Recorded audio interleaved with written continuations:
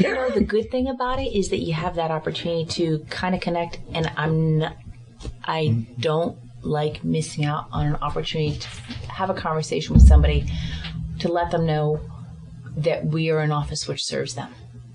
And I always have taken the vantage point of my office is your office. And if I have the opportunity to let people know that and to hear what they have to say and what their concerns are, it's my job to make sure I do that.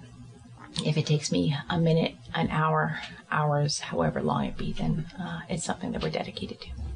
And that doesn't pay off right away, but it usually pays off down the road, because you have one more person that believes in what you're doing and believes in you. And I think that's part of... It's got to be part of who you are. And it becomes part of your reputation. I think your reputation is the thing that defends you while you're sleeping and when you're not around. And I love hearing a story about somebody said something about me and somebody else stood up for me. And I'm like, while I was sleeping in my own drool and a pillow, somebody was winning the fight for me. I really like that. And you have to build that. Well, all too often, don't you see that on social media, right? Where you sit down there and somebody will come out and say some interesting things, and you sit down there and you go, okay, well, that's somebody's opinion and they're entitled to it, right, wrong, or indifferent. And it's always interesting to see when those who frankly know you best have the opportunity to voice what their thoughts are. Yeah, I don't know how you can do it because I can't do it in a little bit. I do, where somebody are just toxic people that hide behind the screen and they're experts on the world for a minute at a time, Right. And I just couldn't do it. And I see just toxic, visceral conversations because we've lost the ability to agree to disagree. We've lost the ability to... Civility is...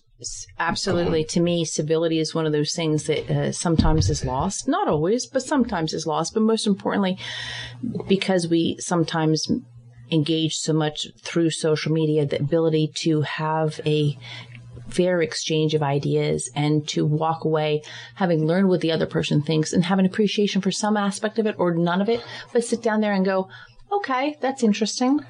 I think the best conversations are if you and I disagree and I go away and I research what you said and I want to learn more about it, and maybe I don't totally disagree with her. I think when you can bring somebody over, there's not as much gain, which isn't the right word, when you're talking with somebody who you agree with everything on. You don't learn as much.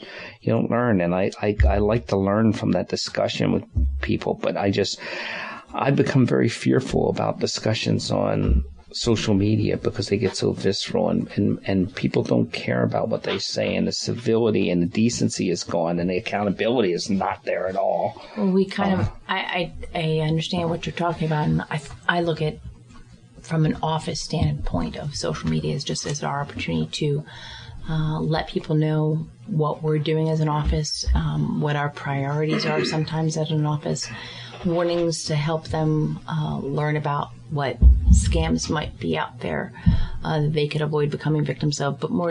And then people are going to voice what their thoughts are, and at the end of the day, you can't be led by it or affected by it because that is not what the purpose of it is.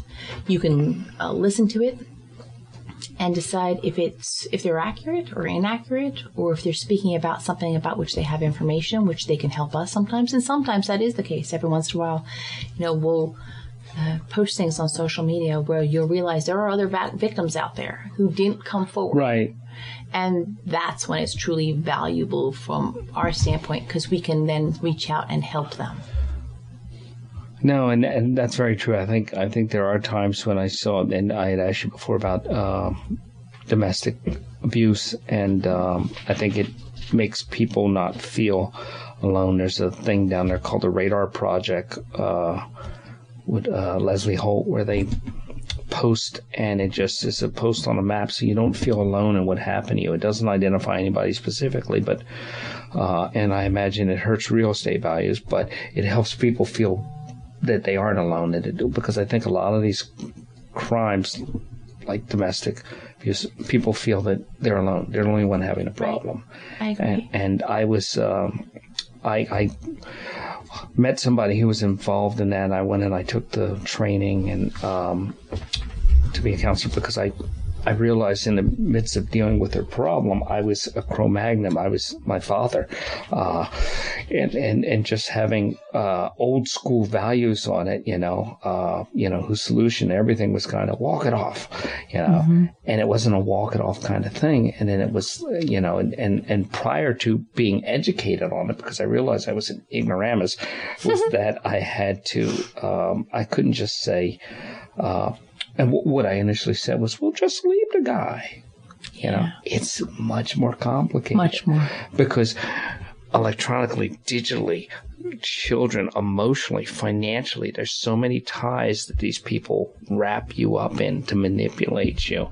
And then it gets down to where it's got to be frustrating to your office where you finally get to where you can potentially convict somebody, and then the person who is being a victim of abuse doesn't want to press it, because if that person goes to jail, then they don't get their child payment, or they don't get some income is reduced.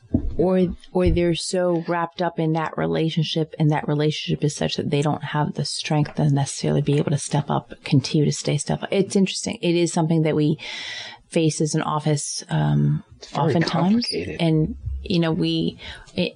along those same lines, just this Friday of this past week, I had somebody come in and speak to all our prosecutors about helping our victims, and do literally training about what kind of issues our victims run into and how to communicate with them so that they feel that they are, because they are, part of the solution.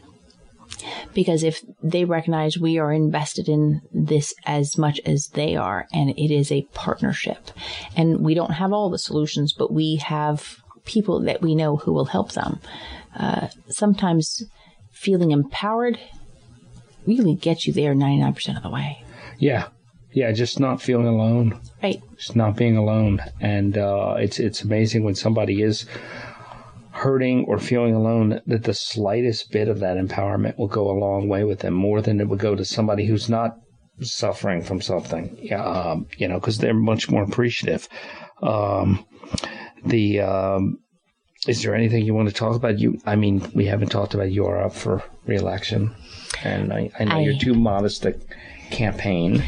I am up for re-election. November 5th of this year will be Delaware County's opportunity to, for the first time in their history, elect a female as the district attorney of Delaware County.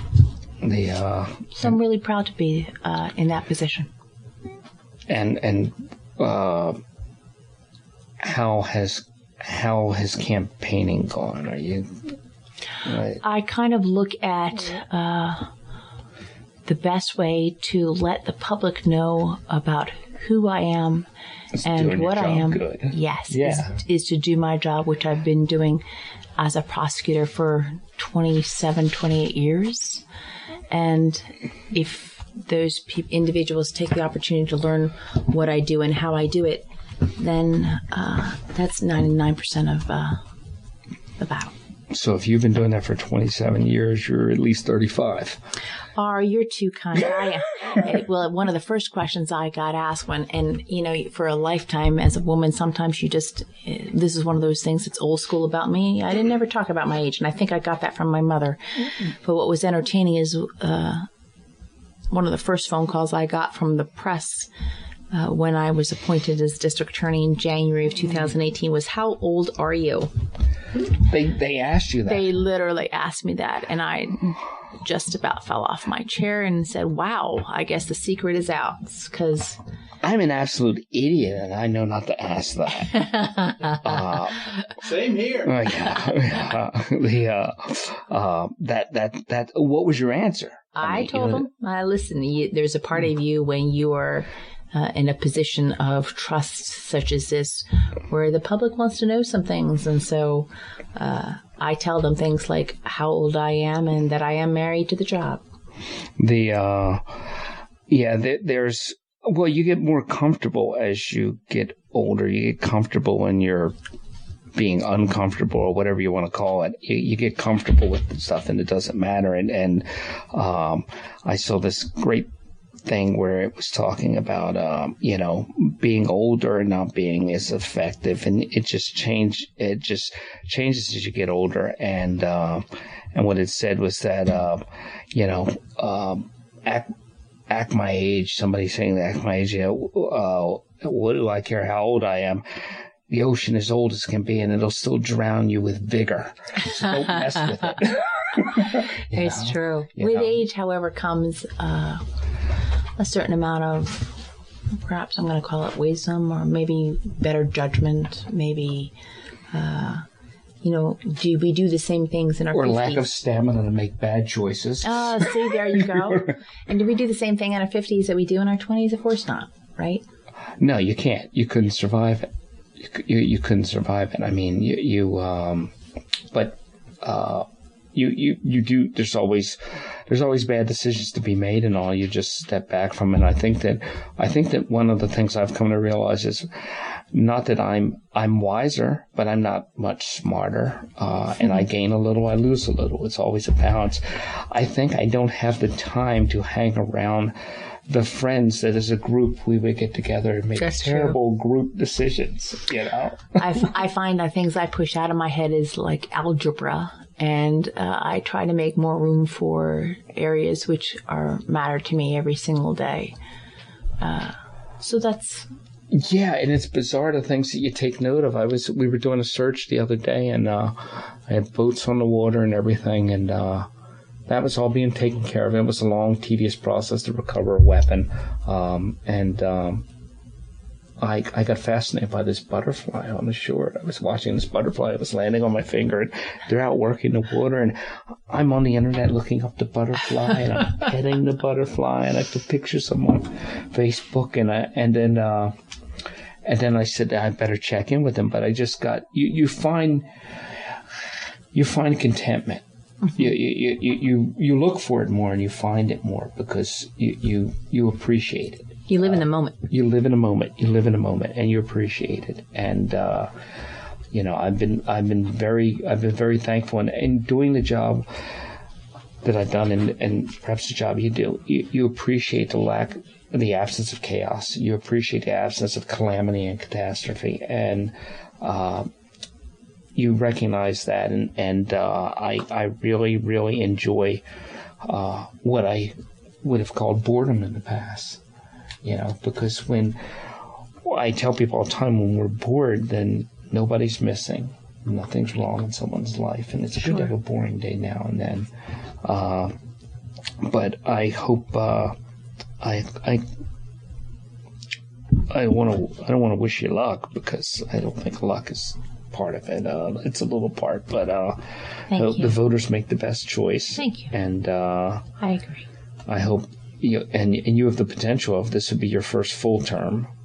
It would be my first full term. Can you see yourself 8 years down the road? You know what? I can. You can't see on the radio, but her jaw dropped a little bit. I could see myself doing it forever. Ever? I love this. I mean, Mark, I don't know how to. It's like walking into that office and being a part of that office and walking those courtrooms and doing what we do every single day is what is near and dear to my heart. It's what I could see myself doing if I could forever. That's didn't you hear about this? The idea of lawyers rarely retire, right? So if I could do this forever, wouldn't that be? Well, it's amazing to me because lawyers for people that have to be intelligent to go through the amount of schooling to get to that position, and they have to be intelligent, learned, and they have to have some conversational skills. And I've never seen a group of people that had no idea what else they'd be doing. They're absolute idiots when you say, what else would you be doing? They go, huh? Yep. What? Well, you sit down there and you recognize there are lawyers who I graduated law school with who are dear, dear friends of mine who practice, I would say, for sometimes years, sometimes a year, and they realize it wasn't the field for them. So those who are in the field currently, you're either in it because you love it and you have done it day in, day out, or you just use it to dabble. And those are the people who kind of do this for a year or 4 or 5 years and then find something else. And that's fine. Everybody's got to find what's good for them. But to me, I'm a big believer on when you find that thing which is what you have a passion for. And I think you have found that thing which you have a passion for, so you know what I'm talking